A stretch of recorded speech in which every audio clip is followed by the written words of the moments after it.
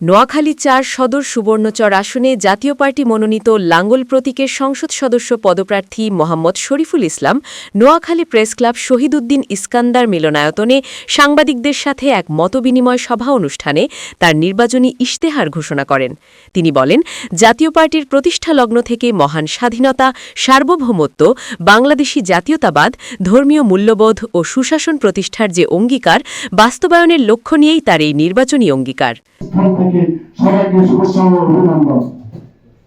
প্রিয় সাংবাদিক ভাইরা, নোয়াখালী সদর সুবর্ণচর এক অবহেলিত আসন, যে আসনে জাতীয় পার্টির মঙ্গল প্রতীক জয়যুক্ত করে আপনাদের মঙ্গল কামনা করছে। আমাদের যেন সবার মঙ্গল হয় এই বলে আমি আমার বক্তব্য এখানে শেষ করলাম। আসসালামু আলাইকুম। জাতীয় পার্টির মঙ্গলের বিজয় হোক।